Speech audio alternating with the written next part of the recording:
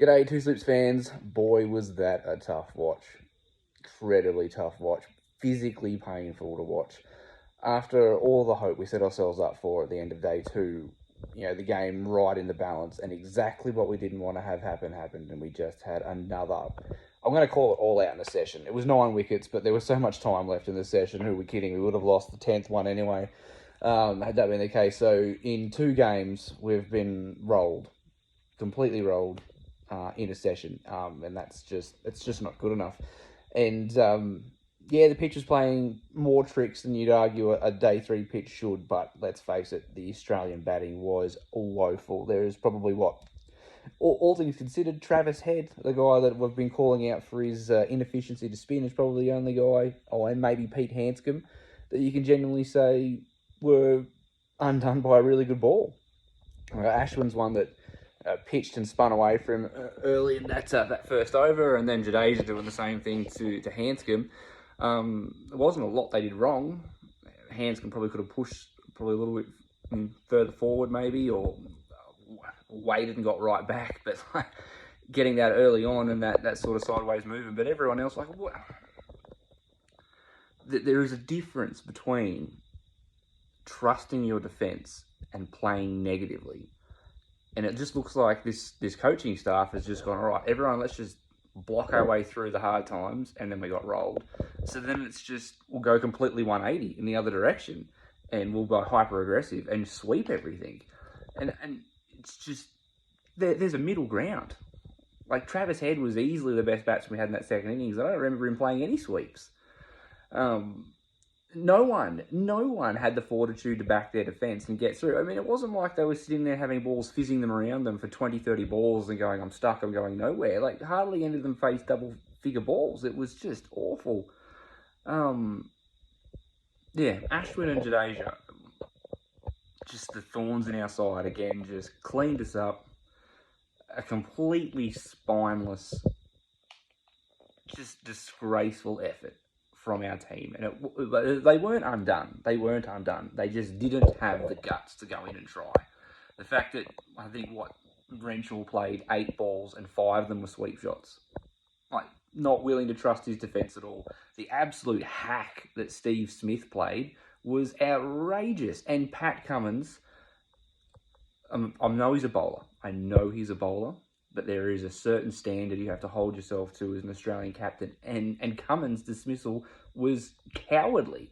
The same way that when he copped a couple of bumpers from Rabada, he ended up just shooting one straight up in the air and getting out for nothing when the game was still in the balance.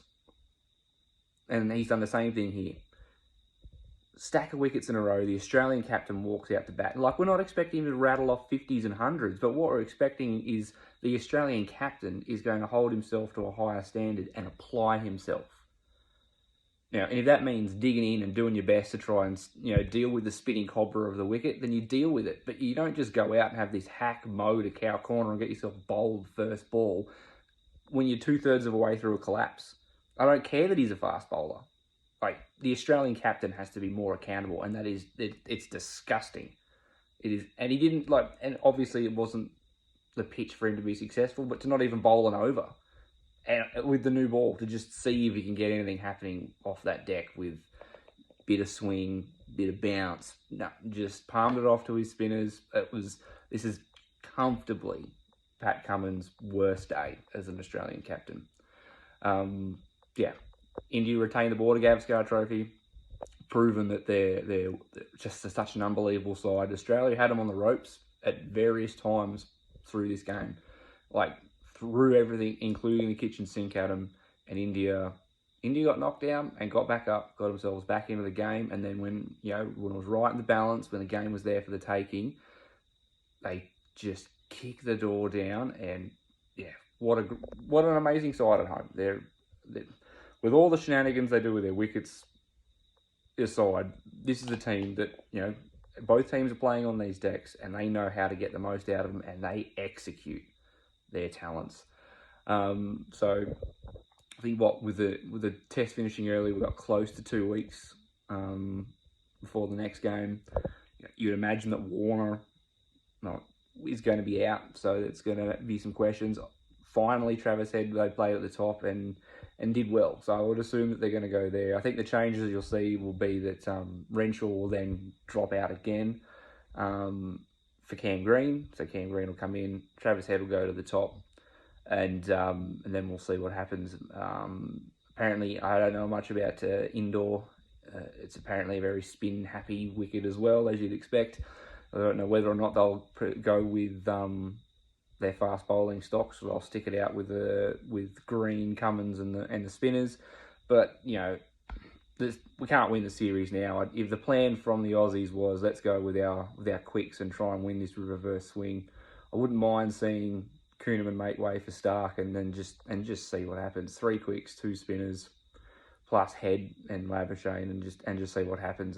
You know, we've got to do things a bit differently and try and get away back in there. I think Lyon was fantastic after bagging him out. He was really good. But yeah, this one really hurts. It hurts a lot more than what the last game, because we were in a position that we really could have made something out of this test. Like, we weren't staring down a 200-run deficit knowing that there was nothing to play for. Game was on the line. All we had to go out and do, execute our batting skills, get somewhere near 200, 250, and we probably won the game. Like, that wicket would have been difficult to play on, but our batters just keep letting our bowling unit down, and they can't get in there and apply.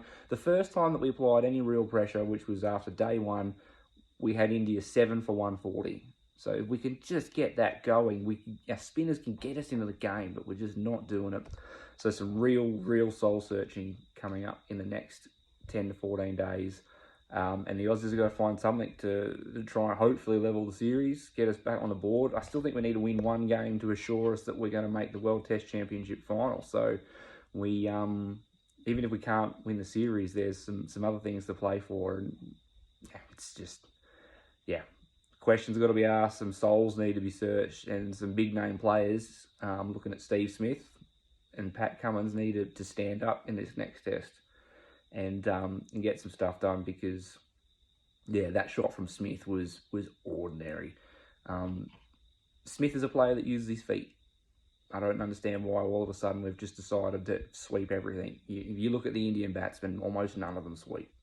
So, what is this coaching staff doing? What are we paying them for if they're not realising these basic skill sets that are being utilised to great success by the Indians? Why are we not trying to emulate that? Some soul searching going. This one hurts. This is a really embarrassing day for Australian cricket. This has got to be right up there, top 5 worst days by an Australian cricket team. All right, it just, what can be said?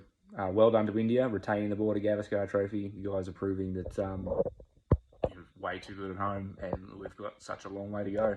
Hopefully we make some inroads in the next test, and then in the 4th one, and salvage some pride. But it's a long journey. So, well done.